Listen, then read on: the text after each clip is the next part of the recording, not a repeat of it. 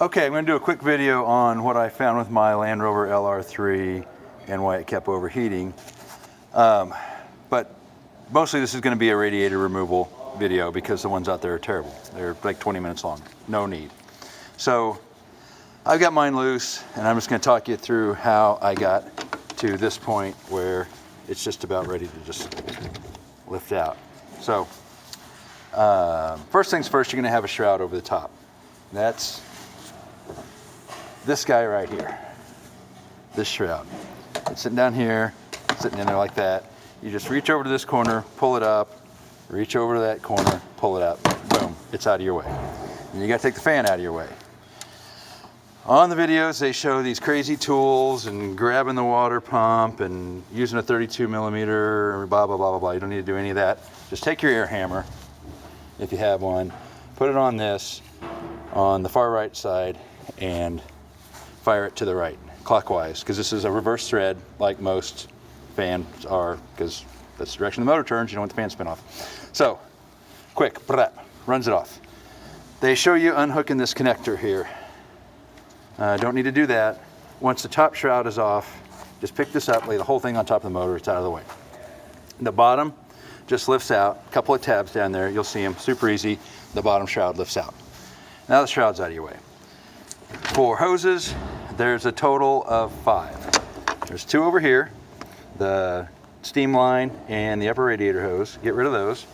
There are 3 over here. There's the upper and lower for the power steering. They're on little screw clamps. And then down at the very bottom is the lower radiator hose. If you want to drain the coolant really slow, you can take this little guy off. He's held with 4 of these. And underneath that is, I believe it's 15. You can see that little black drain plug down there. Boop, take it out. Take the cap off over here, and she'll all drain out. Or you can go over there and pull the lower radiator hose. In about 3 seconds, boom, it's empty. Okay, so now you got it out of fluid. You got to get the radiator out. So first thing, there's these 2 little guys that slide down into the radiator and slide into this hole. It's held with that little guy right there. So through access hole in the side of the radiator, put your flat blade screwdriver in here. There it is, right there.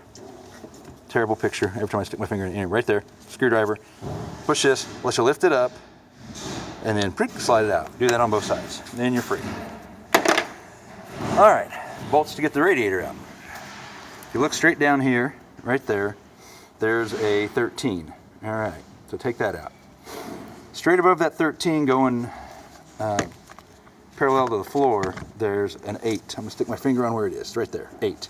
Take those 8s out on both sides. Then up in the front, there's an 8. There's one there, and behind all this mess here, you kind of get in at an angle, and there it is there. You can see it's taken out. I'm trying not to get in my way with the screwdriver. So that just usually takes a little wobble. So then you get that out. Come back up here. There's another little 8 that holds the radiator to your condenser connections there.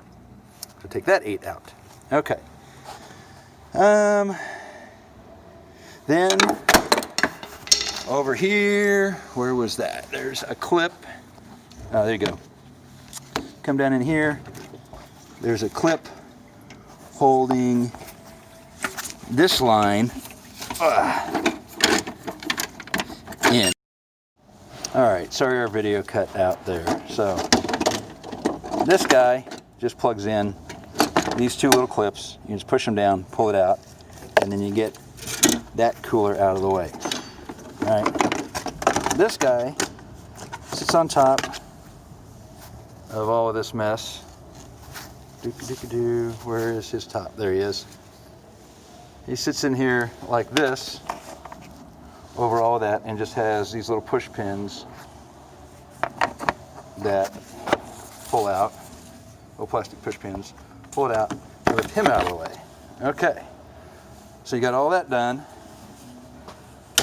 Bada bing. Then you got to come over here and get these cooler lines separated and get this all separated from the condenser. Then the condenser sits in those little hooks down here. Switch my light. Into those little hooks. So you got to lift up on the condenser a little bit, and when you do, boom, the whole thing separates. Now what I wanted to show you before I take this apart, look at all of the Shiat in there. It's just full of stuff between. And look at the radiator. It's absolutely caked with crap. It's no wonder this thing wasn't cooling. Now I'm going to take the radiator out, have it professionally flushed and everything, make sure, and pressure test to make sure everything's good. But I really feel like at this point I could take it out, clean this, put it back together, and we would not have these stupid overheating problems anymore. It's never really got hot. It's always ran hotter than it should. When I would log data, she's running in the 220s instead of the, or 220s, 215s instead of like the 205s where I would expect her. So I'm gonna take this out, I'm gonna have it cleaned, I'm gonna put it all back together. Reverse is the opposite, and